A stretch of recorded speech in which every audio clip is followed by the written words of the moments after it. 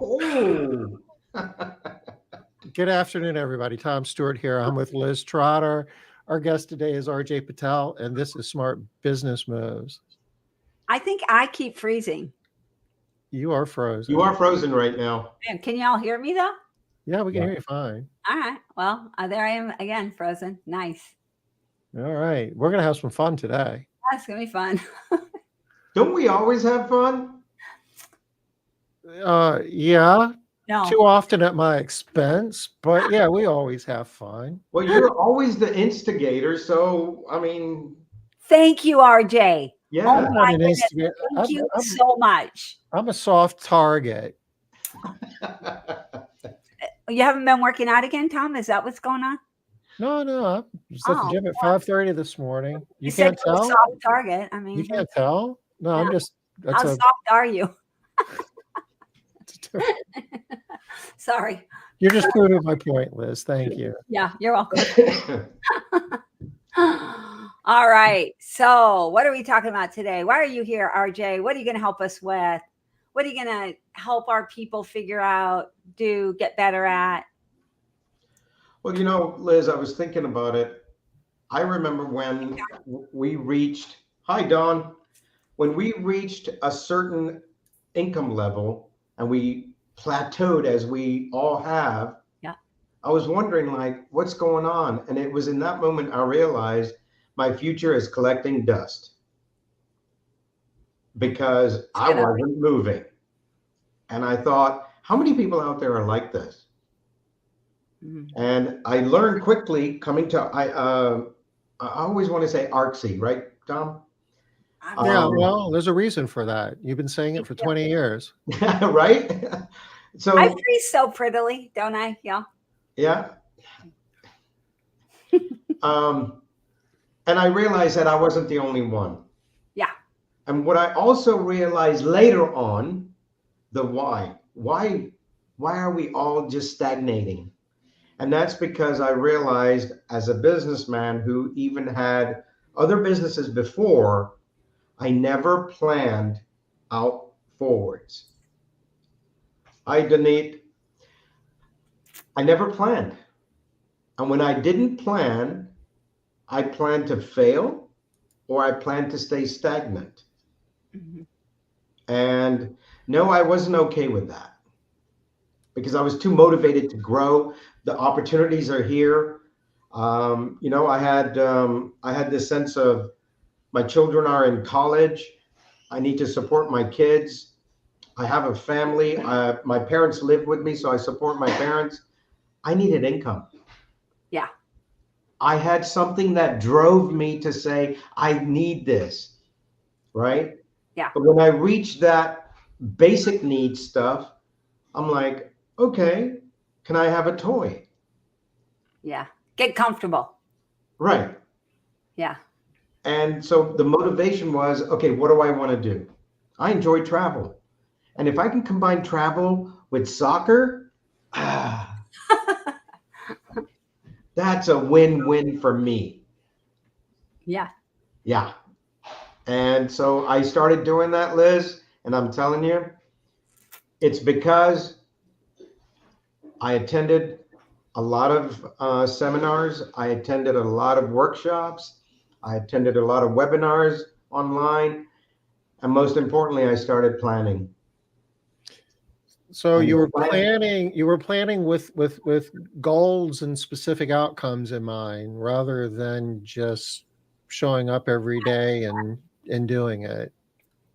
yeah, Tom, I equate that to, and we've all seen this, a new business will open up and they'll have this thing that blows air. It goes up, and then when the air stops, it comes back down. And Yeah. then it goes back up, and then it comes back down.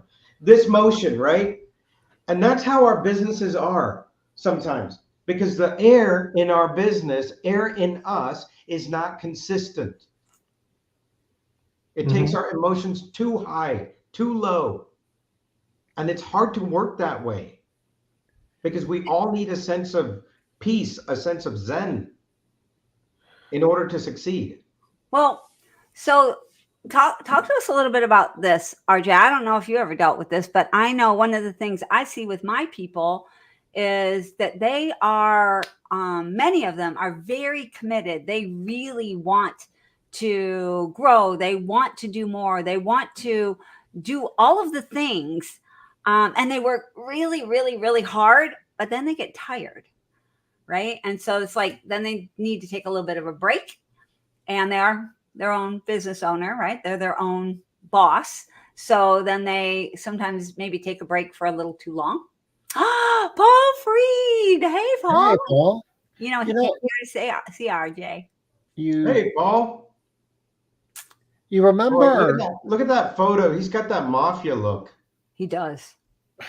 he wears it well. Yeah, He does. he does that too.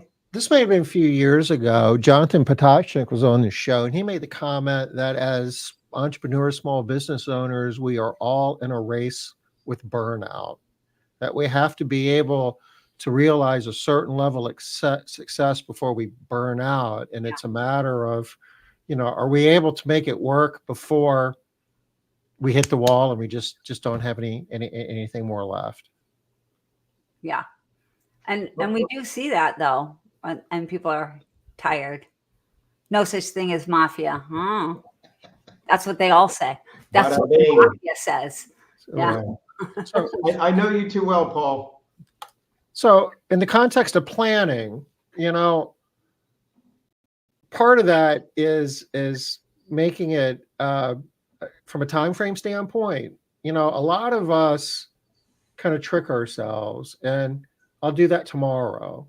We'll get to that next week. I've got, it's indefinite. We've got an infinite amount of time, and eventually we'll get there. And I was reading a book the other day that was kind of talking about this, and it put it in the context of evolution. That if we run our business that way, it's kind of like evolution. And if you look at Darwin, sometimes that works out good, sometimes that works out bad. Things are going to change, but it's going to happen slowly, and it's usually by accidents because of all the external factors. Evolving animals don't really control a lot of how that works. It's the stuff that's around them that kind of determines, and this takes centuries to happen. And our businesses can evolve the same way if we just let it happen, but we can determine what our businesses look like in the future. A big part of it, though, is to realize that we don't have forever. We're in a race with burnout, and we need to make certain things happen, and we need to make it in a time frame. And it's like, I'm going to do this within the next 5 years, or within the next year. And a year goes by, and it's like the same. You talk about the same thing. Well, I'll do it next year. Next year never comes. So absolutely true. And the reason the burnout factor happens is because, and the procrastination also. One character of his. Yeah, it's very true. Absolutely. Open mind. Yeah. Having Paul on here, Tom, is reminding me though of something, and it's reminding me about how you and I have, for large chunks of time, and for different portions of our businesses. I just love the way I freeze. It's so amazing. Yeah, I know. It's so awesome. And I'm trying to be really calm with my face today. Yeah, it's not helping. No, there is no such thing with me. No. All right. Anyway, we have done exactly this, Tom, where we've gotten into we're just going to keep busy mode, and we're not doing the big planning, not figuring out next steps, not looking at, where are we going? We're just grinding. And I mean, I feel like we can speak to experience really well here, that if you do that, you will not get anywhere. Or you might get somewhere, but you're going to a place you don't want to be. Yeah. Not where you planned on, not where you thought you were going to go. You get somewhere and you look back and you're like, how did I get here? Oh, okay. Yeah. I see. I see. But how much further? And many times when we were going through different periods of time where we were doing this, we could even see ourselves doing it. We're like, yeah, but we're busy. Yeah. You know, We don't Liz, really know. I mentioned that I support my parents. My parents live with me, and my dad's a very wise man, very spiritual man. And one day I come home, we have dinner, we're sitting down, I spend time with them, and my dad says, "I see you're so busy." I'm like, "Yeah, Dad, we're doing this, you're doing this, you're doing this." Great. And then he asked me two questions. He says, "If you're that busy, are you being productive and are you making money?" Okay. And I was like, I let me get will. back to you on that. Yeah. So being busy is great. Yeah. That's fine. But are you busy doing the right things? Yeah. Are you busy being productive, making progress? And at the end of the day, I know Paul will say this, if you don't make money, why are you in business? Are you really in business? Yeah, yeah. Uh, yeah. Are you just, you're busy working at a job and you're deluding yourself Yep. Is because, this what you really meant for this to give back to you? mm-hmm. As much passion as you have for it? Well, turn that passion into something that gives you the quality of life that you're looking for. That's important. So what about with people when they're like, I don't really know what I want, right? We run into that all the time too. They're like, I don't, or the next answer of either I don't know what I want or I just want to earn $1 million. I just not earn $1 million. Sorry, I want to bring in $1 million in revenue. Yeah. I just, I want $1 million house cleaning business. yeah, I want to be $1 million house cleaning business. And that's wonderful. But I think Paul and I had this conversation a while back. If you bring in $1 million in revenue and make 10%, 100,000, or you're gonna bring in 800,000 but make 200,000 in revenue, which would you rather have? So don't get fixed on something that's just a number. Out of the sky. What did Sean say there? Yeah, I thought creative avoidance. I see so many owners and managers that know what to do, but avoid it because it's hard, uncomfortable, etc. Oh yeah, so true.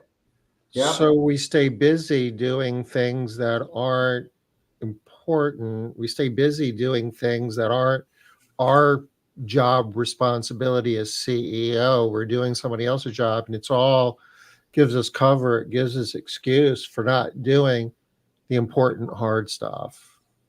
And we can feel good about ourselves, like we're actually so busy. We're doing things like you talking to your dad. I'm so busy. Your dad, oh, you're so busy. Yeah, but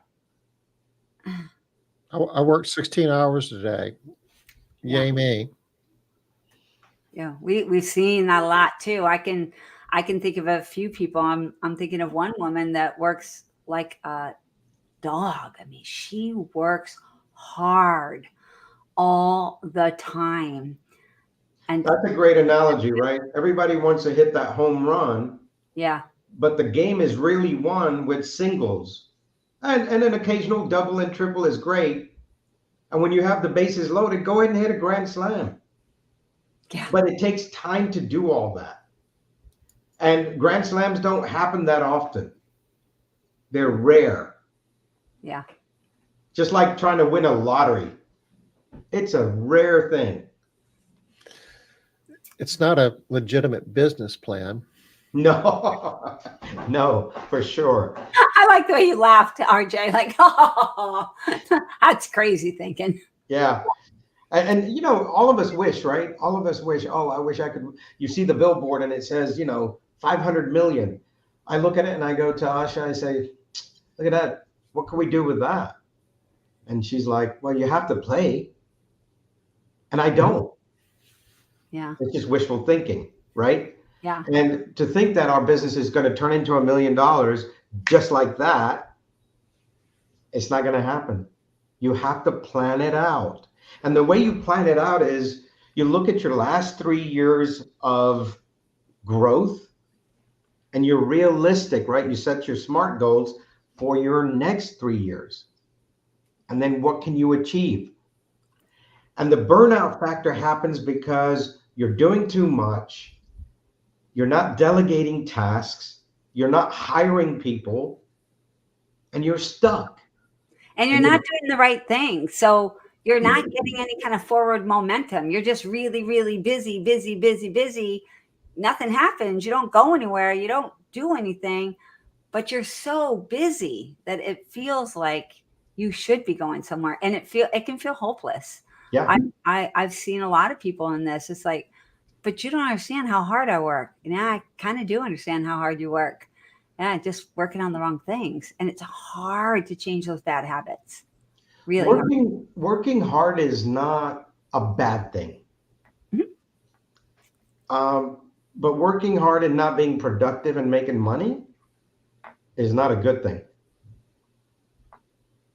No, Yeah. no, it's not. So our goal at the workshop next week is all about how can we help you?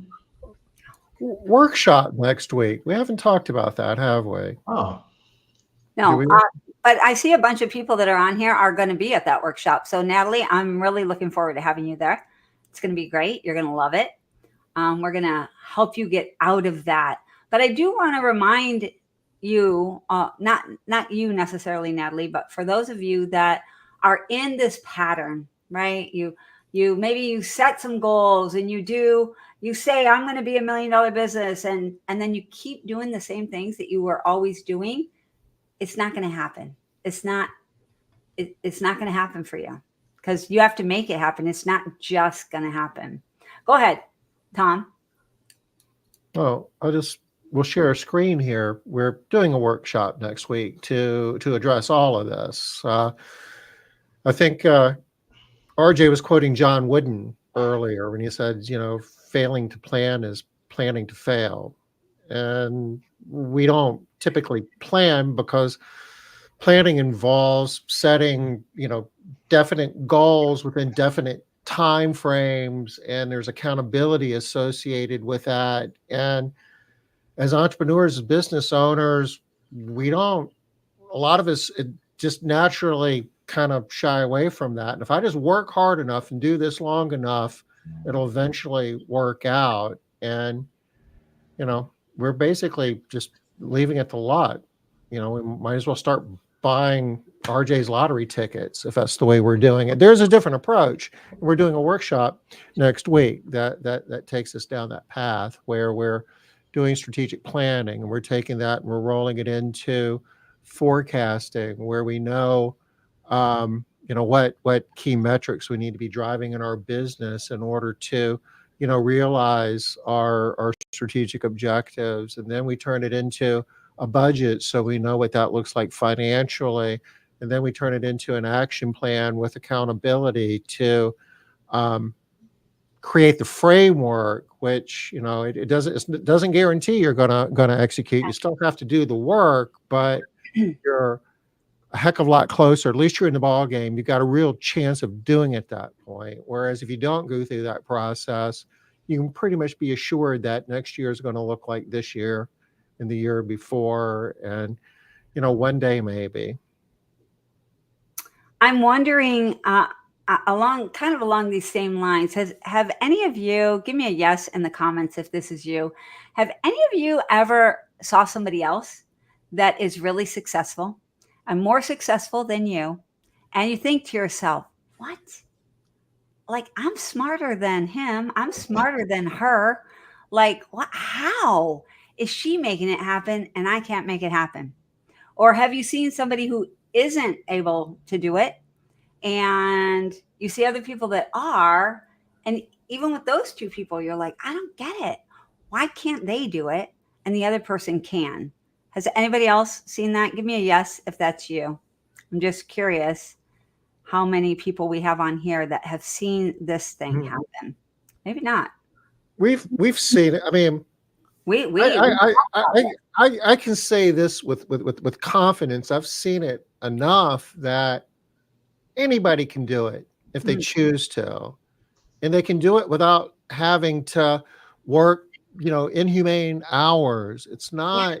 I mean, I'm not saying it's easy, but it's not so much how hard you work. It's how smart you work, and it starts with having a plan.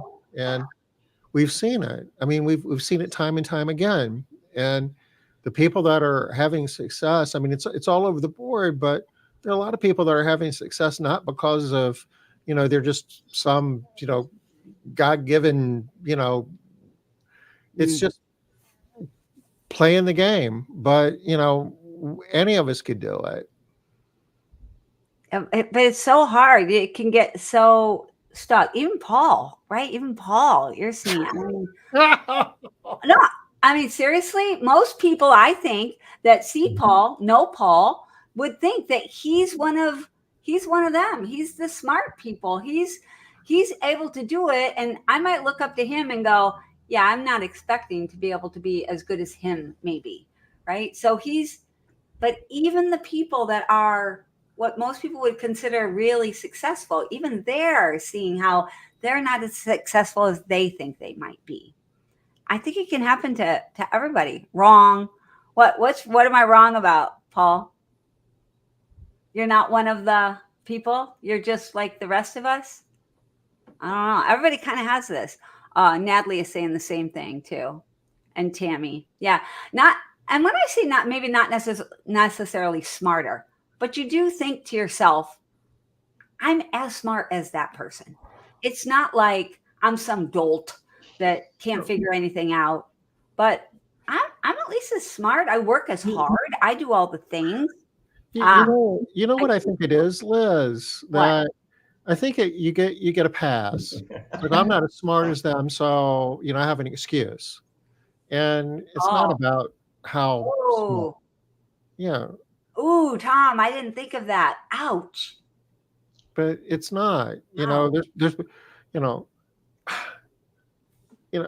it's I don't even know what smartness has to do with it at the end of the day, because there's plenty of smart people out there that are really smart that aren't successful. It's not about that. It's about having the discipline to put a plan together and the discipline to execute on it, and learning as you go and improving the process. And I mean, for goodness sakes, we're not building rockets and flying into space. We're cleaning homes. It's not easy, but it's not the most complicated thing in the world.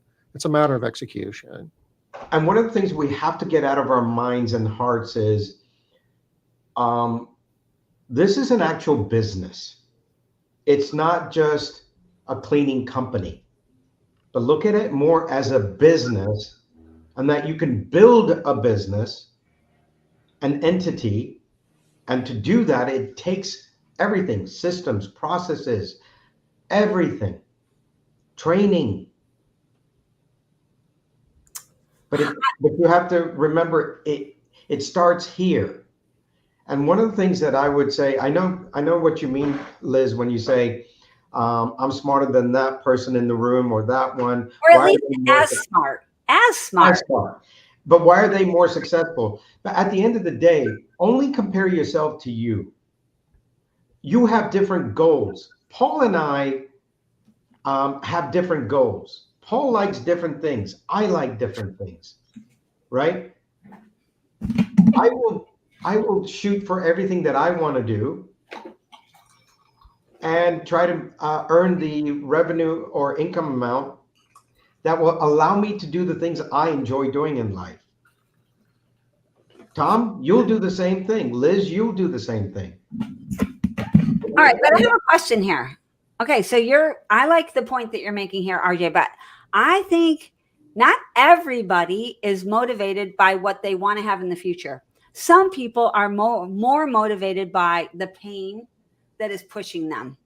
So I'm just curious here, the people that are here today on Smart Business Moves, are you more motivated by pain? Like, oh, things are so bad that I have to make a change? Or are you more motivated by the thing you see in the future? It's like, ooh, I want that. You're going to go for it. Tell me future or pain in the comments, y'all. I'm really curious who we have on here. Because there's completely, yeah, Tanisha, pain, right?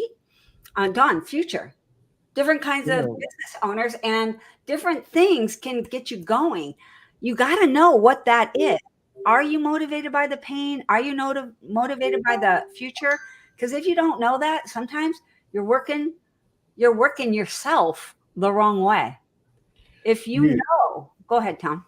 From a sales standpoint, if you like read all the junk email you get from people that are doing outbound marketing, 80+% of them are focusing on the pain. From a sales standpoint, pain sells. Yeah. It's like if we're not comfortable, we're motivated to fix that. Once we get comfortable, for most of us, we're comfortable. We're not really moving towards anything. We just want to get away from the pain. Which is why so many people can get stuck because they get comfortable. And we're evolving at that point. No particular direction, no particular purpose. We're just evolving because we're not in pain. Oops. Future. We got another future on here, Adriana. All right. I love this too, Paul. People are wrong when they say that's impossible. Oh, I love that. I can see that in Paul. Me too. Hey, Paul, when you say impossible and you separate that word, it says, I am possible. And people need to just learn to see that in themselves. Yeah. It's hard though. I got one more question here for y'all. I really want to know if you could please post for me, put in the comments. Do you find this to be true? Yes or no? That one of the biggest things that holds you back is your ability to do things differently than you've done them in the past. Changing how you do things. If that's you, yes, that's me, or no, that's not me.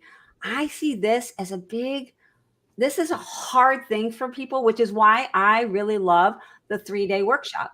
Something that's longer. We had a lot of people that were like, that's too long. I have to stay out and I stay away from my business for that long, a hotel, all of the stuff.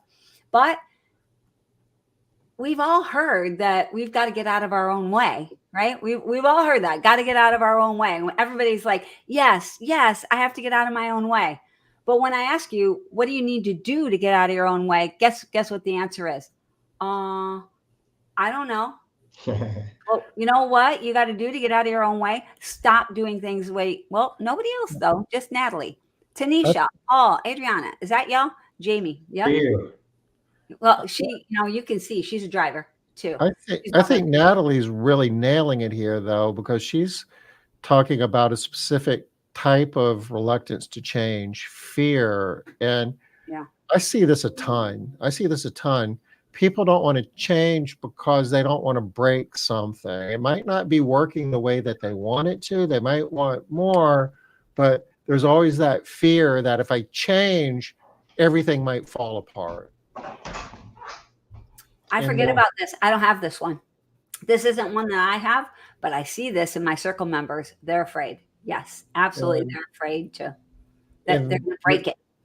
And if you don't have a plan, and if you don't have a forecast, a budget, if you got the framework, it's a lot easier to get beyond that fear. It's like fear of like exploring, going for a long walk in the woods. If you don't have a map and a path, you could get lost and never make it back. But if you know where you're going and know what to expect and what it's going to look like on the journey, it's a lot easier to manage that fear. Oh my gosh, we got some good stuff on here, y'all. Look at this. I think I have a fear of leaving people not as successful behind. like family Whoa. members and stuff. That's good. Whoa. That's good. I know other people that have that too. Oh yeah, I don't want to mention that person, but that's a good one. Sometimes it's hard because you think they're gonna look at you like you think you're better than them, or you think you're all that. But in reality, Yeah. don't you think that they really, really want you to be successful? Because if you can do it, maybe they can do it too. Maybe, or maybe you're afraid that they're gonna think, "How is she doing that? I'm as smart as she is. Yeah. I could be able to do that." Ooh, this is good too, Jamie. Tanisha, I have a question directly for you. You said that you're afraid of leaving people sort of behind, right? But if it's their choice not to travel that same journey, why do you worry about that? And tomorrow, if you needed to pay your mortgage and you didn't have the funds, would they pay it for you? No, they're not. They're not going to be able to. And Tanisha, I know you and I have talked, and you told me that one of the things that was inspiring to you is hearing how other people send their family members money. That's an inspiring thing for you. So a way to possibly for you be able to get over that fear is you don't have to leave them behind. You can kind of bring them along with you a little bit. This is Trisha Lake, right? That's Trisha Lake, y'all. She brings her people. But actually, I'm going to bring up Trisha here real quick for a couple of different things. So most people look at Trisha and they think, wow, she's so successful and she did all this stuff and she has all this, does all the things and always growing and blah, blah, blah. True. But Tom, we have seen her also just be so stuck based on what you said, afraid of blowing it up. When you have a lot, you have a lot to lose. Yeah. Right? It's not just that now you're bulletproof. She doesn't feel bulletproof. She feels like she's got to keep driving, keep pushing, keep building because there's a lot of people counting on her, a lot of people depending on her, a lot of people who could be hurt if she doesn't make it. Yeah. You had what Jamie said just a moment ago, fear of being successful. I think, Jamie, I would encourage you to try it. You might find that you like it. I think it's funny because anybody on here know Jamie? Anybody currently think well, Jamie is successful already? This is a funny thing too. How many times are other people thinking you're successful? You don't see it that way. How many people do we know, Tom? Chris Willett pops into my mind for this one. He wanted to hit that $1 million in revenue, wanted to hit that $1 million in revenue. He hit $1 million in revenue and was like, now what? What's the big deal? What's the big deal? I don't get it. This is nothing. What? Now what do I do? I hit the goal and he was comfortable. Back to RJ's point, right? Just got comfortable. Didn't have any pain back there pushing him. And he had to really get focused in on what more does he want for himself. There's always another hill to climb. And as the situation changes, you need to adapt and change your plan. But you never get to a point where there's nothing else to do unless you choose to do that. And most entrepreneurs aren't wired that way. That's true. Yeah, you speak about wired, right? And when we speak about wired, it's up here. That's what we're referring to in the mind. Yeah, right? Absolutely. And so we do have to rewire our thinking. And like Tammy is saying, I figured out that leaving my blue collar roots behind is scary. And, I'm not sure why. Maybe Tammy, you can explain that a little bit. But do you think you'll lose friends? Do you think you're going to lose family? Do you think something's going to happen?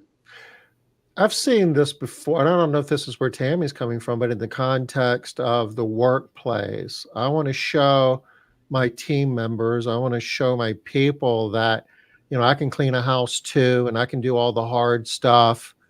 And Oh, You know, yeah. in reality, your people don't want you to be doing that. They want you to be the CEO that their company needs to create, the better jobs and to grow Yep. the business and, you More know, opportunities. right, right. So And then you create a career ladder so you can bring them up with you all within all your all organization. all the people that you're afraid might be looking at you, negatively for that, or for the most part, are rooting for you to, move on and grow, because that's, to their benefit too. All right. So I'm curious for everybody here. What do you think for you? What is the number one thing that keeps you from, and if you can't get number one, give me 1, 2, 3, whatever. But if you can get to that one, the thing that keeps you from not playing full out, from not going all the way, from not setting the goal and then actually working the goal, because how often do we see that people the beginning of the year, same thing with your New Year's resolution, right? Set the New Year's resolution, 2 months in, what was it again? Can't remember. Set your goal, and here you go, 3 months in, you're like, where did I put that thing again? Your goal isn't something that you put somewhere, y'all. Right. It's not something that you like create and then it like goes up on a shelf. That's not a thing.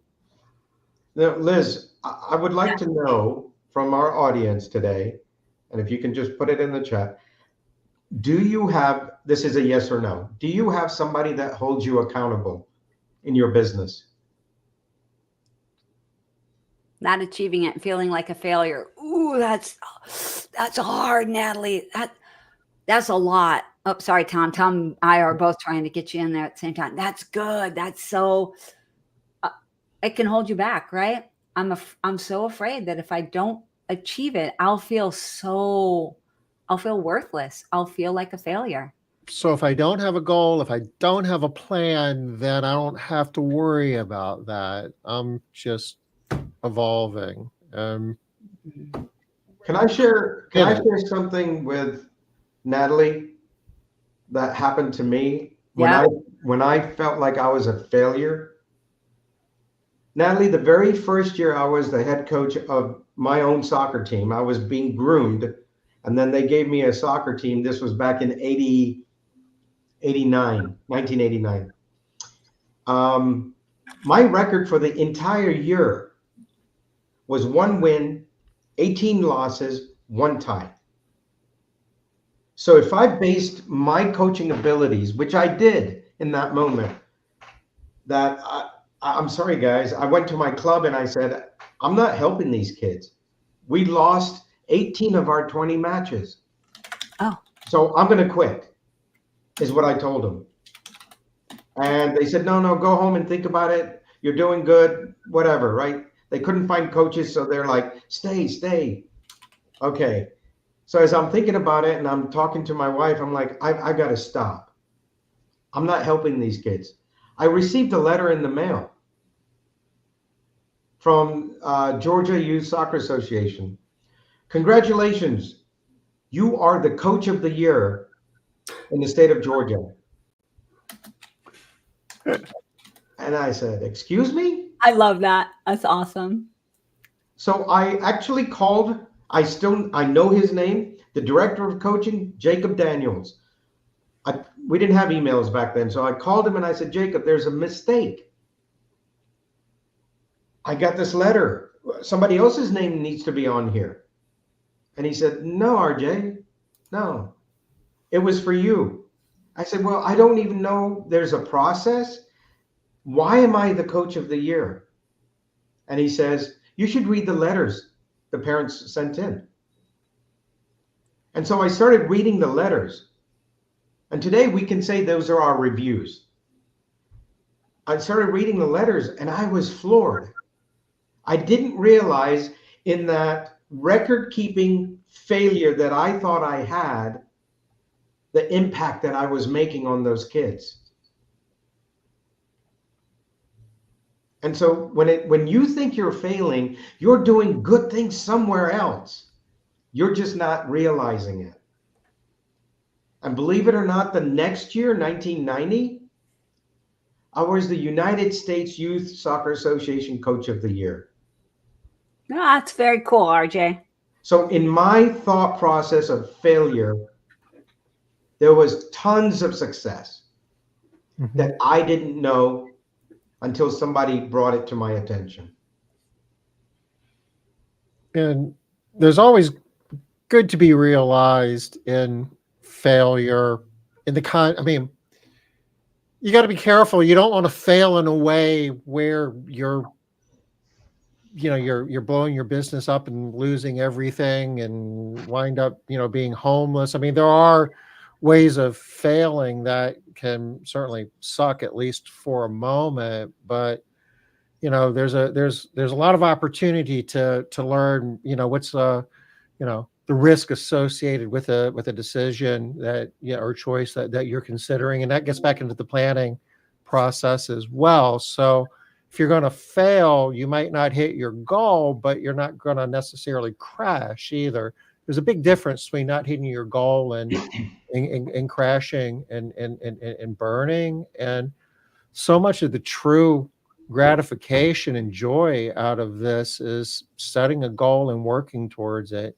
Even if you don't hit it, you're making progress, you're growing individually. And in the context of what Tammy's saying here, you have an opportunity to set example for other people as well. Getting back to your family, if you're able to have a success that your other family members haven't had the opportunity to realize, you're helping them understand that, gee, it's doable. Like we were saying earlier, wow, if Tammy can do this, I guess we could do this too.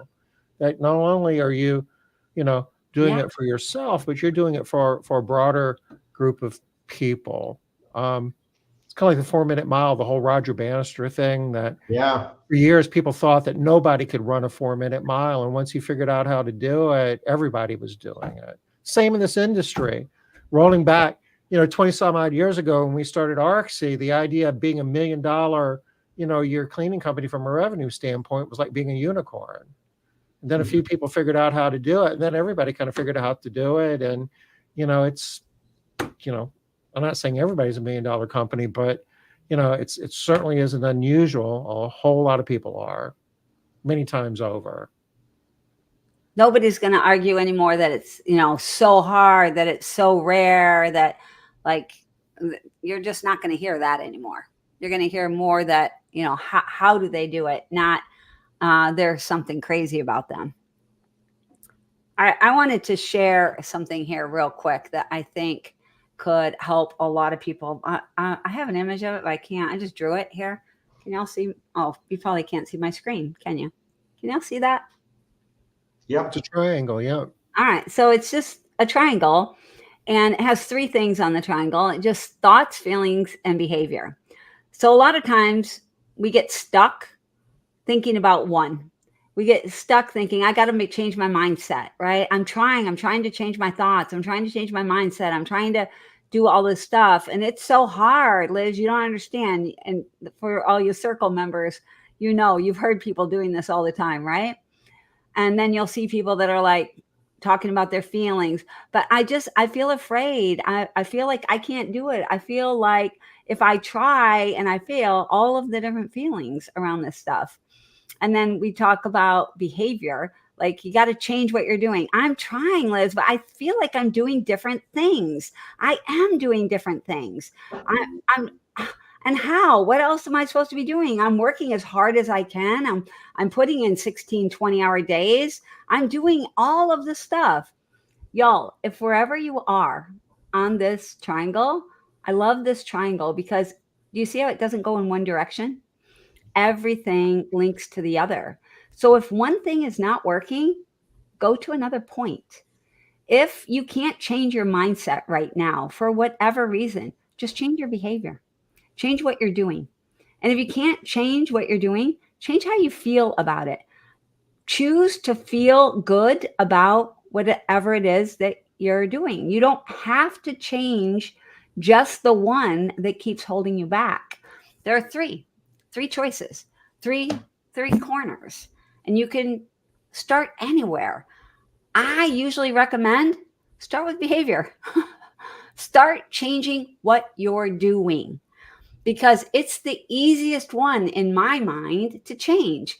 Change what your body is actually doing instead of getting up at 9 o'clock in the morning and kicking back for an hour. Don't do that. Just get up at 8:30 and get to work 30 minutes earlier. And instead of sitting down and turning on your computer and turning on Facebook or what's the one that everybody always looks at? Can't think of what it's called now. TikTok. Instagram, TikTok. Yeah, TikTok's what I was going for. Thanks, Tom. Right. Instead of turning that on and finding it's like now, wow, 10:30. Instead of doing that, like decide what you're going to do in advance. Yeah, TikTok. And decide what you're going to do the night before. Decide what you're going to do. And then when you come in the morning, instead of opening up your computer and turning on TikTok, look at that plan for what you said you're going to do. Just the little thing, right? Just look there first. How much time will you save? How you could save yourself an hour. You could have an extra hour back in your day just not looking at TikTok. So look for the thing that you can do. How many of us look for what we can't do? All right, getting off of my proselytizing for 5 minutes there. I'll get off that soapbox for just a half second. Not for long. Don't get excited. Tanisha's laying it out here, though. She's got several things that Yeah. the day-to-day responsibilities, the fear of leaving people behind, the fear that I'm going to give it my all and fail. That's the same thing Natalie said, right? The fear of doing it all and it doesn't get you there, and now you're even worse off. Yeah. Jamie, what does Jamie say here? I should say, I'm afraid of maintaining the level of success that I have created, all while trying to be better than I was the day before. No, I don't get this. Tell me more about this. Afraid of maintaining the level of success that you've created, all while what are you afraid of? It's well, the maintaining level of success, could that be like the more you have to lose? Oh, like the Trisha Lake thing. Yeah. Yeah. Or, oh, yeah. Or the Bob Dylan song, I guess is the inverse of that. When you ain't got nothing, you ain't got nothing to lose. Yeah. The more you have, the game changes for sure. Ooh, I love this one too. Oh, it's one of my favorites. Yeah. I've not failed. I've just found 10,000 ways that won't work before you found the one that did. Yeah. I love that too. So good. So I just really want to encourage everyone that if you know that it's just not working for you for some reason, don't get stuck there. Don't get stuck that it's not going to work for you, that it can't work for you, that whatever that is, don't get stuck there. It absolutely can work for you. It absolutely can be you getting all of the things that you want. Just going to have to make a change. And that's why we got a 3-day workshop to help you create some new habits for yourself, not just giving you some information. The reason why it is a workshop, we are going to require you to work, and we are going to have an accountability piece afterwards where you're going to have to check in and are you doing things according to your new plan? Because that's what's going to work. You got to do something different, y'all. Many of life's failures. That's why we'll see you there. That's great, Denise. I'm glad. I'm super happy to. And so, y'all, Denise said to me today, I said, I really want to hear like a commitment from some of these people that they're going to follow through on the plan.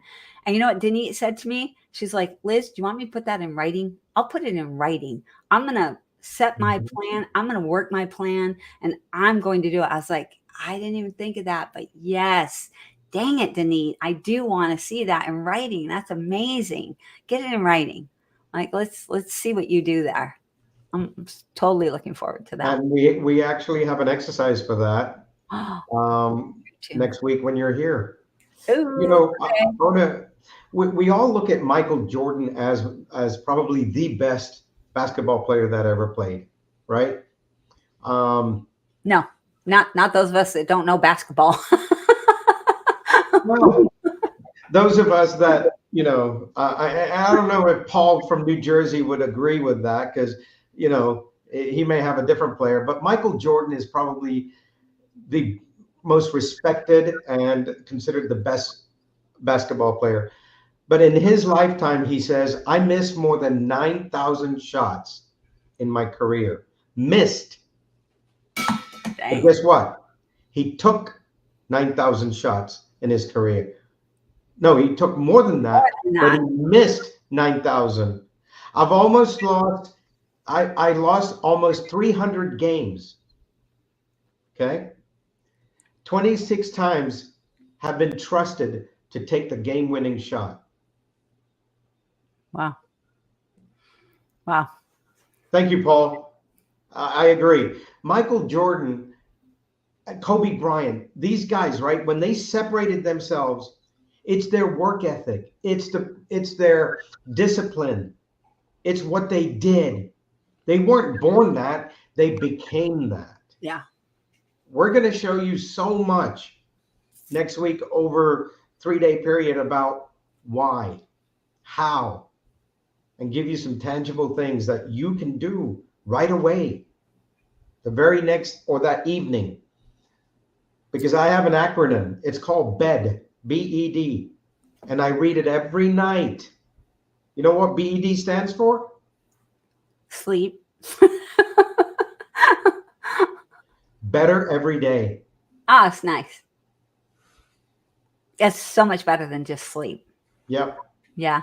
But what do I do in that better every day, every night before I go to sleep? Because it's a discipline.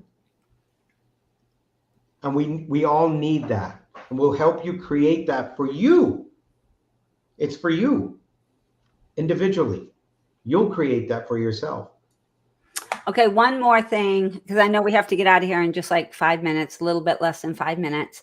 One more thing that I really wanted to point out. And RJ, you're going to be starting us off with this. I'm really excited by this. On day one, you're going to help people to see a larger vision that is actually they can believe is possible. Because I know that there are a lot of people, you guys, if you're still here, type if this is you, just type me. If you're the person that thinks to yourself, yeah, well, if I'm not sure I can do that. That goal's too big. I'm not sure. I don't know how I would ever do that. Can't even think bigger because you get stuck in the, I don't know how. It's too big. It's too much. Anybody? Is that anybody you? Give me a little me if that's you. I know that's some of you for sure. But you're going to help us to be able to see a bigger future that we believe is possible, that we can believe I can do that. I actually can see. And Megan is really going to be doing, yeah, that's good. That's a lot of people with that one. Megan is also going to be giving us a really great exercise that not only makes you believe, think, oh, I can do it, but makes you believe you can do it because the math works out. So for those of you that are like data oriented, you're like, I can't just throw a number out there and like, how am I going to do that? It doesn't even make sense. Megan's going to show you a way for it to make sense on top of that. So super excited about that. Don't want to be afraid of the reversible decisions. We talk about that a lot. Most of the things that hold us back are things that even if we fail, it really isn't that big a deal.